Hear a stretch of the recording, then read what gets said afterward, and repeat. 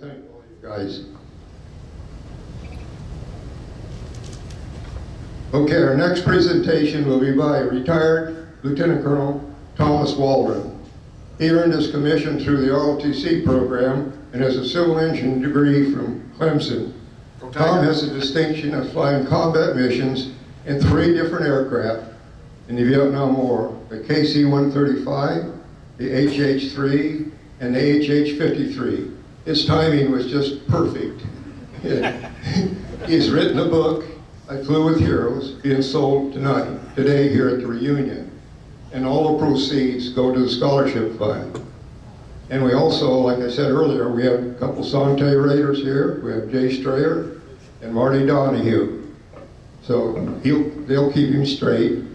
And Marty was Tom's aircraft commander on Apple III, the first aircraft across the prison camp that shot out the guard towers. So I think we have a good story coming up. So Tom, it's yours.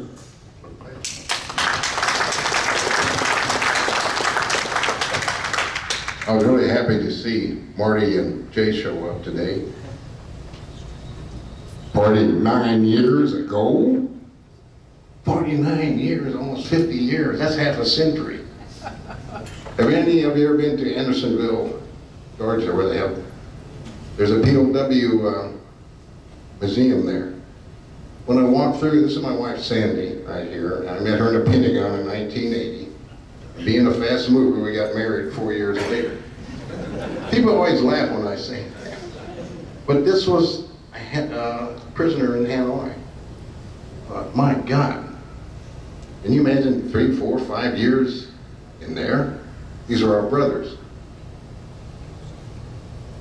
Son Tay Raid took part 20 and 21 November. The combination of Army Special Forces, Valley Greens, and this 20 C-130 called a Combat Talon, which I'd never seen before. He just showed up one day, and we never asked questions. This was the objective, was Hanoi, and some of you know about Hanoi. It's one of the toughest places. Da Nang's down in here. There's Laos, Thailand. The Jolly Greens were in a couple places, and over in Da Nang. I spent one night there, and that was enough. There's a story about that one day, I'll tell you. This is a famous Gulf where it got things started.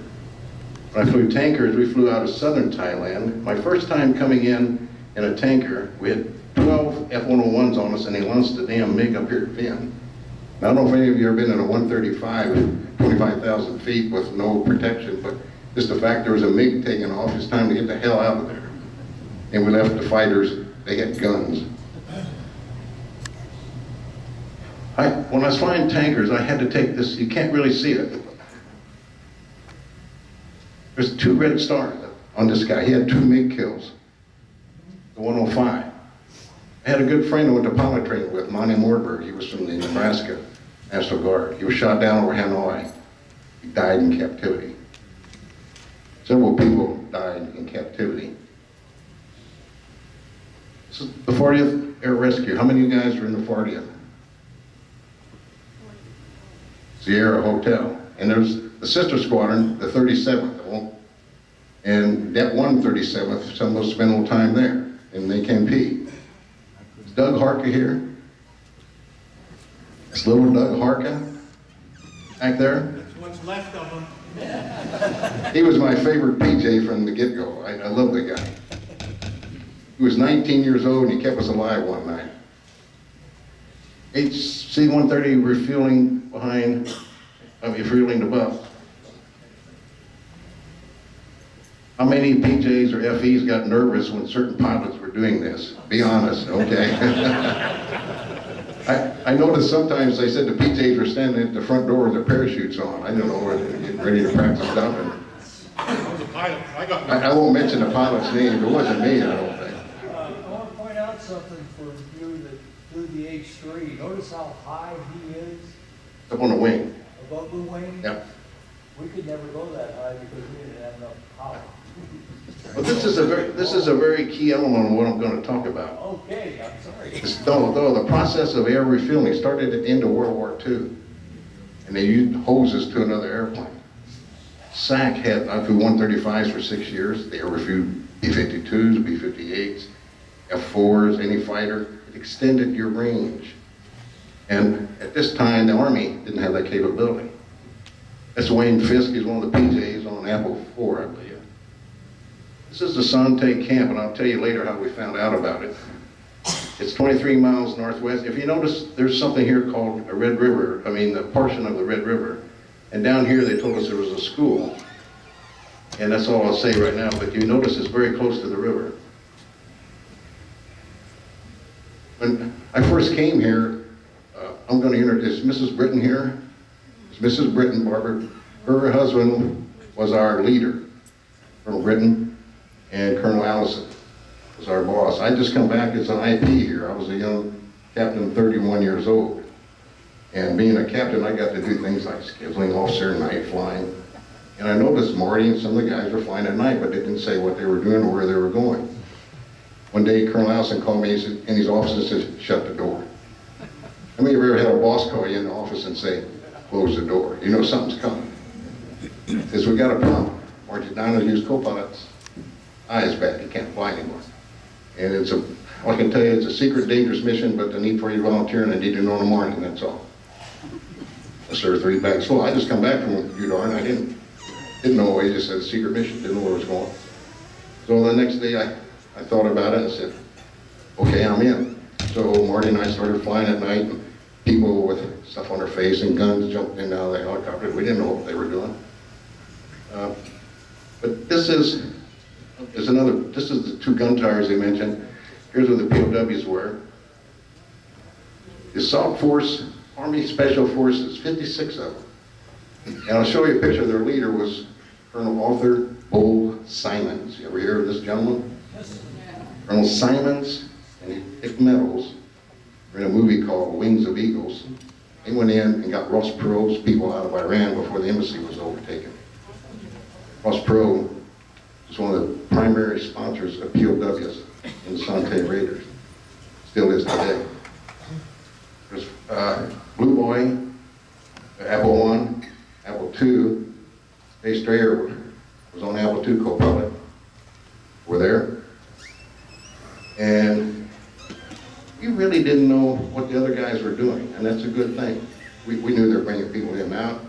I'll explain some other things to you in a minute. There's some of the Army Special Forces guys. They train right up here at they said with the Duke Field. And the guy who did combine it, he called it a fruit salad. Dick Pleshkin was a planner. If you notice, the Banana One and the Apple One, they all had fruit names. Okay, this is what this looked like from the air, and you have to visualize. Here's Apple 1, 2, and 3. This is Banana, the H3, 4 and 5. Now the MC-130 is capable of taking you places and you won't be found, that's all I can say. We did this at night. We practiced around here several times. The main difference when we went into is there were no lights. Interior, exterior. No lights, no lights. Question? What?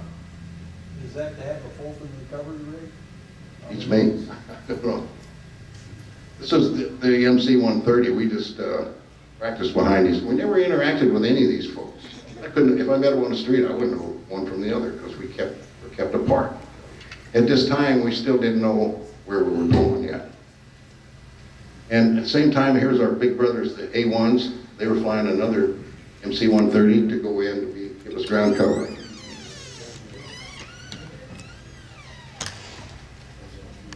I missed a slide back there, but I'm gonna go with this one just for a minute.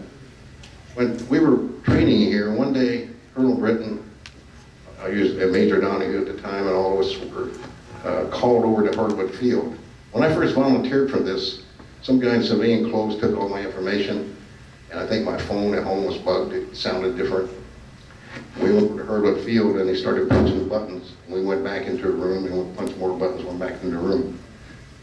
And inside was this model of this POW camp, sitting right there. And Colonel Pleshkin said, gentlemen, this is a POW camp, 23 nautical miles northwest of Hanoi, Son Tay, code name Barbara. Inside, 60 plus POWs, code name items. Your job is to get Army Special Forces and then blow this out, get the hell out of there. And Colonel Simons, I have to find his slide back here, but he was concerned about something. You notice Ace-3 was coming in at this angle, there's trees and it could barely fit in there. There's gonna be a controlled crash landing. The gun tower here, the gun tower there. And he was concerned that it's too vulnerable. We're sitting there a while, and a gentleman spoke up. He said, sir, I have a solution to your problem. And Colonel Simons looks at him and says, well, who are you? He says, Major Marty Donahue, commander on Apple III. My crew will drop down, and we'll take over as a gunship. Well, I think the Army guys, no Air Force guys could shoot guns, I don't know. And Colonel Simons says, I'm from Missouri, got to show me. So I think it was about the next day, we went out on the gunnery range and they put sheets, simulate POWs.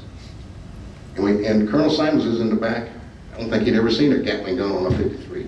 We went round, round, and round. We came back and landed. We came into the briefing room. Colonel Simons came into the back and sat down. He always reminded me of John Wayne. He didn't say many words. Sitting there, and the intel officer spread out the sheet. He says, sir, there are no bullet holes in this sheet. Recommend Apple III be your gunship. Got up, said 2 words and left. Do it. Do it. So from then on,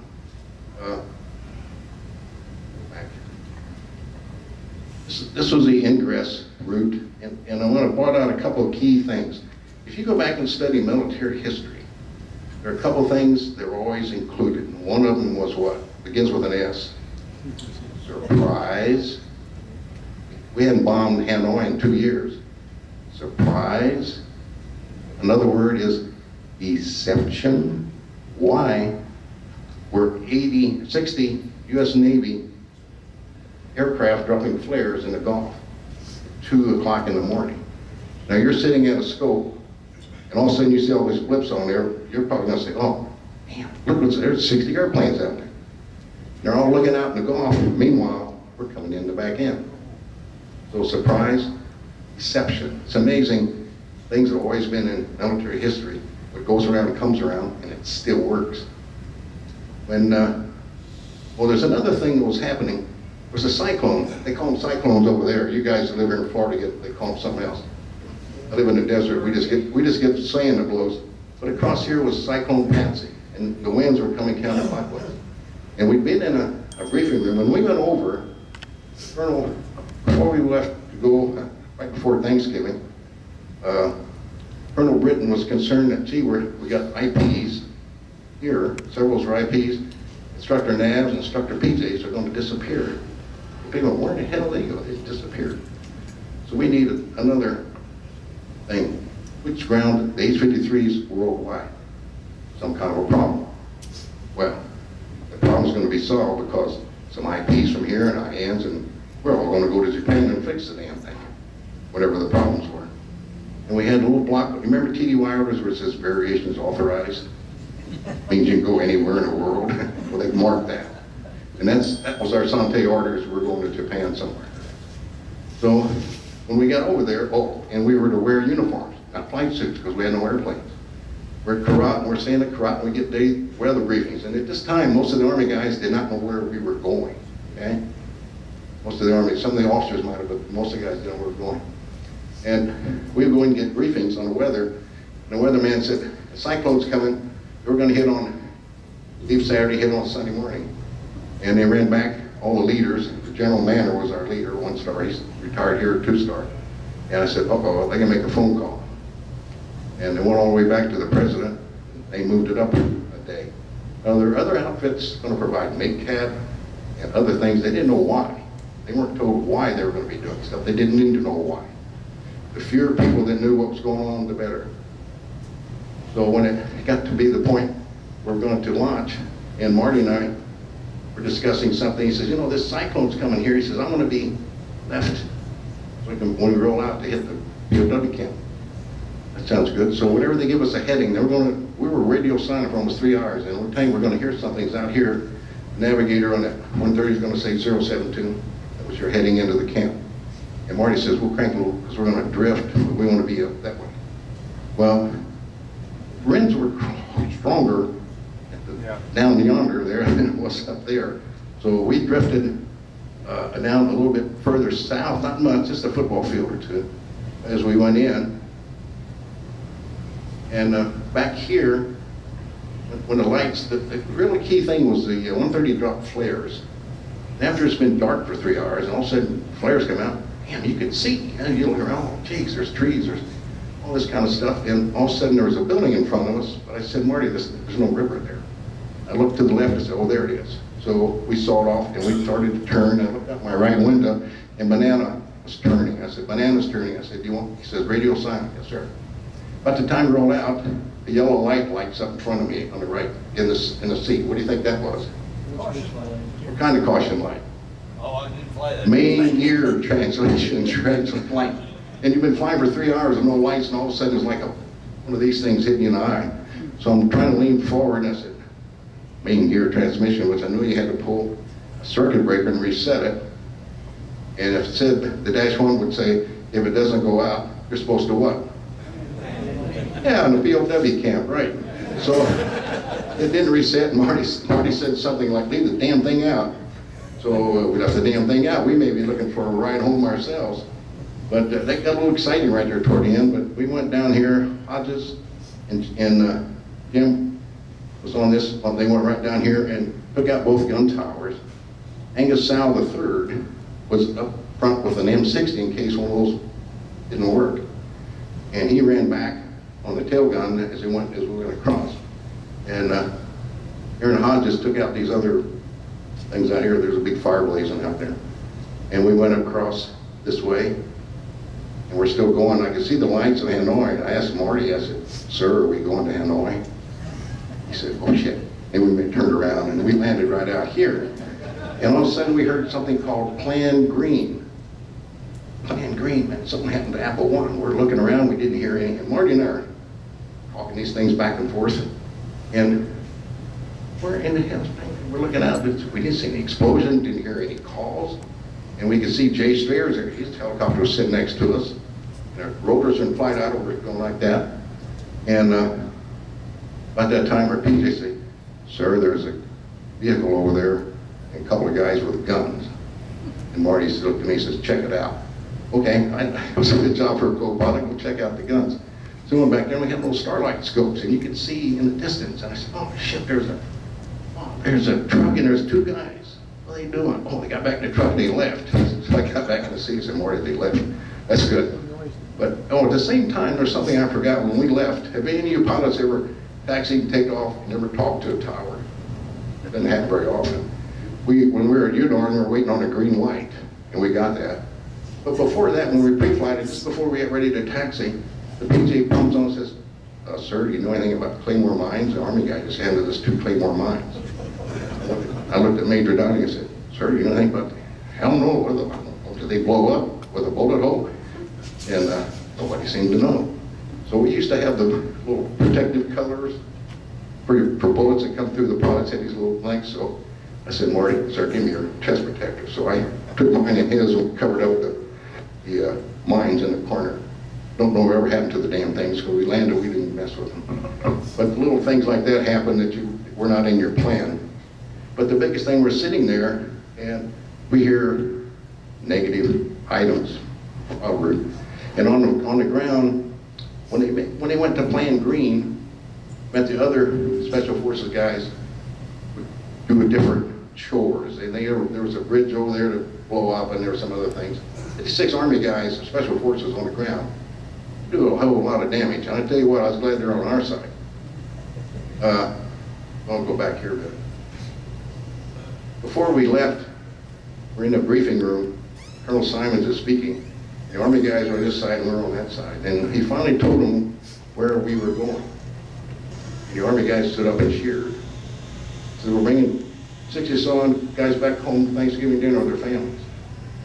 And you know, the trust, mutual trust, Special Forces had Air Force crews that were going to take them in and do their job, get them home. There was a mutual respect that was underlying, and I think today, I still think that was a unique thing. The Jolly Green crews are not just your everyday, we're the closest thing to Special Forces in the Air Force at that time when we had Special Forces, because they had little Hueys, they didn't have the big 53, so we were playing Special Forces, and they accepted us. When we went into U-Dorm, we walked in, and Rich Basket, I don't know if you ever knew Rich Basket, he was a staff duty officer, and Colonel Camp, I think, was the squadron commander, and their birds had all been grounded, but they were told to have all these helicopters ready. And here all the IPs, everybody starts walking in, and look, what the hell are you doing here? I tell you. When we went up there, as we're sitting there, and they said negative items, that had to be repeated a couple times. And then there was time, oh, by the way, meanwhile, Apple One showed up on our right again. I remember telling Marty, I said, Sir, Apple One's there. Where in the hell have they been? We didn't know. But everybody's there. So they started hauling out the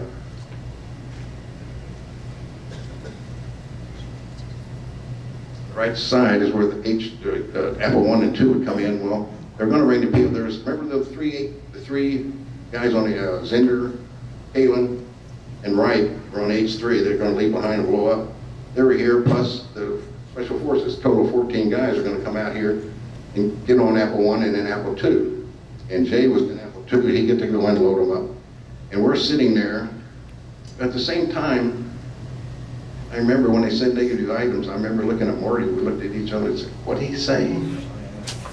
Negative item, nobody's here? And I remember thinking, I said, damn, this thing worked. Anybody in there, we'd have got them the hell out of there. They didn't know we were coming. If they'd known we were coming, I wouldn't be standing here today. We were cannon fodder if they knew we were coming, because we were 50 knots, 20 feet going across somewhere, plus a C-130 up here. And the C-130, by the way, went down, started a small war. He dropped some stuff down south. It sounded like there was a shooting match going on down there. So these guys planned out a lot of details. When we finally got back, we looked young there, Marty. So,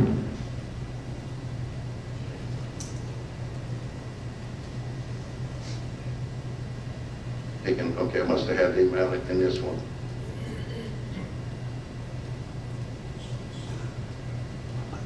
But this again was a key thing that kept the Air Force involved in this, because we could air refuel, and we didn't have the Army Chinooks and those, they could get up there, maybe load people up, but they'd have to find a filling station on the way home, and there weren't too many in North Vietnam that took their credit cards. So we trained behind these guys several times, and to this day, I don't know about Jay, but we didn't know what a lot of other crew members were doing. We just knew we were going to be a gunship and bring people home. That's all we really knew. And Jay's the same way. They're taking guys in and bringing them out. We didn't really know what all the other thing going on. Well, while we're sitting on the ground,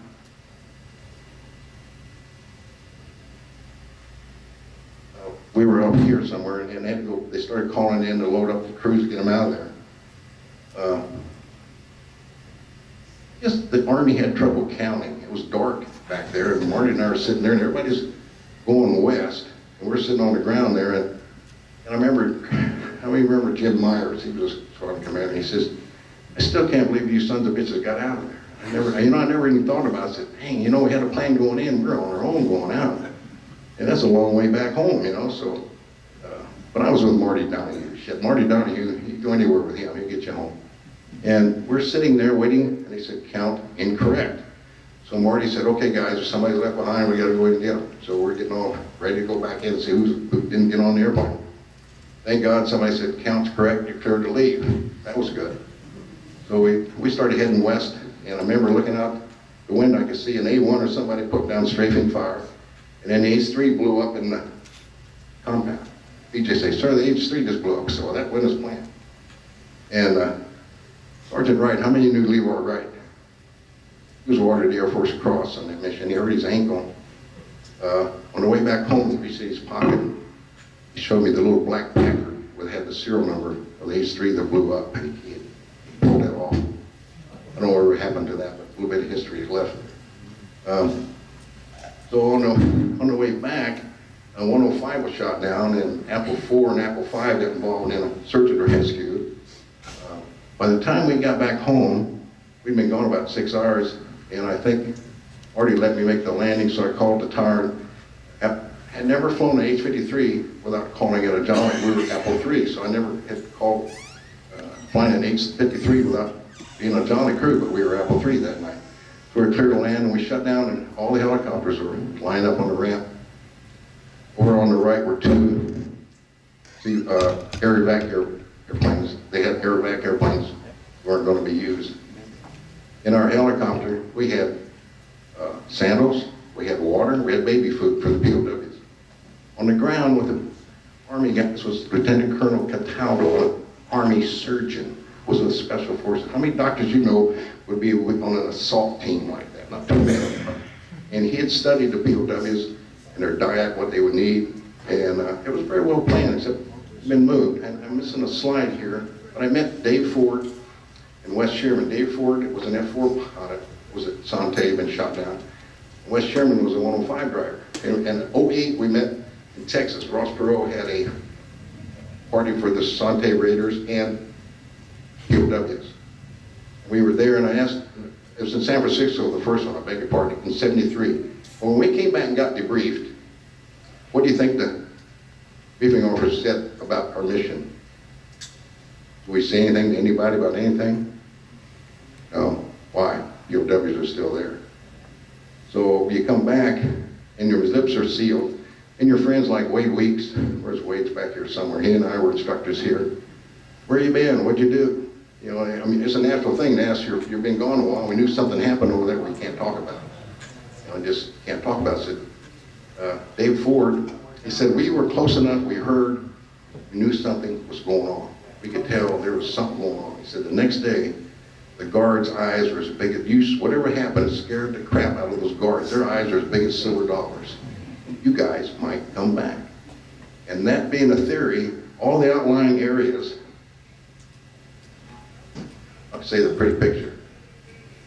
There was other areas that we found out later on, above Hanoi. There were some other little places, but they brought them all down to Hanoi.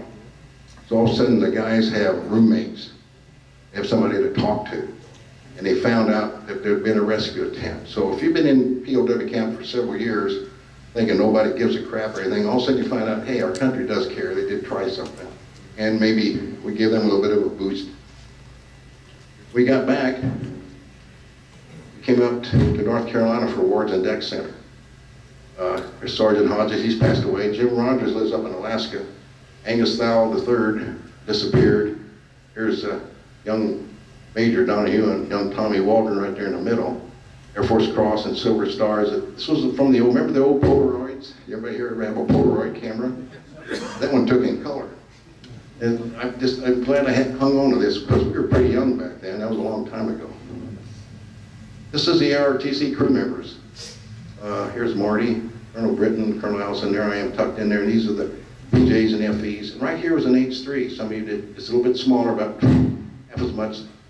This is a 53. And I think we might have been missing one or two people, but we took this picture.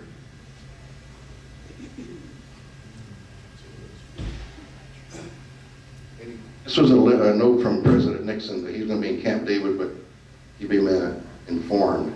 It's a very small loop. But when we landed at Udnar and we're sitting there on the ramp, and I told Marty, I said, sir, the crew members are standing up and are saluting somebody. He says, what? I said, down there, I said, I can see somebody there saluting. So we kind of looked again, it was General Manor. He was going up. So we all went downstairs and we stood out there and he came up and we all saluted him. He says, he wanted to thank us for doing a job well done. I said, I know you're disappointed, I am too, but thank you. But you know, this is what generals are about. People make things work, not machines. But for him, he didn't have to do that, but he did. And I'm sure some of you would have done the same thing. But those kind of things you remember back there, that was what you did, well, didn't work like you wanted to, but things happen for different reasons. Any other questions before we get into beer time? Any questions? Yes, sir. Do y'all remember that Herb Kaling and Herb Zender also were the ones that went across the Atlantic air refueling the entire way. Set a record. And my understanding, Marty, correct me, is they deliberately crashed that H3 into there because there wasn't room enough. They drove the rotor blade right into the tree. And then my understanding was that H3 was deliberately. Oh yeah, it was rigged. They were going to come home, and so we had to bring 4 other guys. I don't know how they fit all those 56 Army guys and 3 more Air Force guys and 2 helicopters. I'm glad. Thanks, Jay, that you did that. Saved us from going back in. Wasn't that Herb Sanders? Herb Zender was in the banana that landed. He and Kalen were in that helicopter, and Sergeant Wright. There's 3 of them, 3 crew members, and then 11 special forces that landed in there. Yes, sir. Is there an official reason why the prisoners were not there? David Ford, I asked him why you weren't there. He said, we'd been moved a couple months before. They told us our well water was bad. And they move around at night, I guess. You know, they used to send drones back. This is back in technology. It wasn't like it is today. There's no GPS in everybody's airplanes. And they used to send a rocket over to take pictures. Well, there's nothing there because guys were kept indoors. They never really let them out too much. Big pardon? Did the Navy contribute a little bit of distraction to the mission? Yeah, I told you, they were out, I had about 60 of them dropping flares out to the east before we went in, yeah. So the North Vietnamese thought they were being invaded as they got a great big area. Something was happening out there. Local assets to try to make it a little bit more safe for the Son Tay Raiders. That was it. It was a little deception as we were sneaking in the back door, yeah. And when we came down, we were on the outside of the 130. We made a turn coming in, and I'm looking out the right, and I said, Marty, we're about making toothpicks out there. We were pretty damn close to trees. I was at Spanline when this happened, and I saw an article saying that it's suspected that there was a North Vietnamese mole in the South Vietnamese planning section. They knew these guys would come and move the prison. Don't believe Now, it doesn't make a lot of sense, Don't believe it. but I'm just telling you, that was reported in the daily news. Well, that's gotta be crap, or we wouldn't be here talking tonight. Okay. I got you.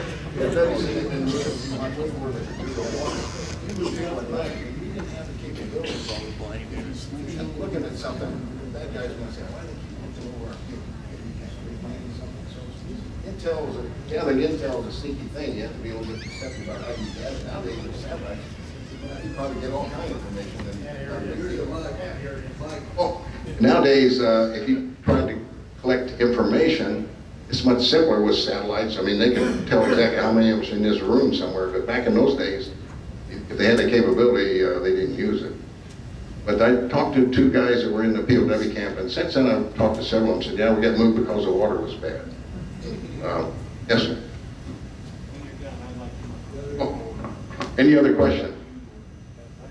We got some young active duty, where's the gentleman who brought these young men? Have these young men stand up here a minute. There's,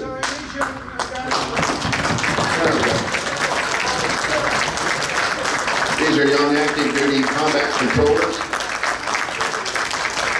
Thank you guys for serving. And the military is in good hands, I can tell.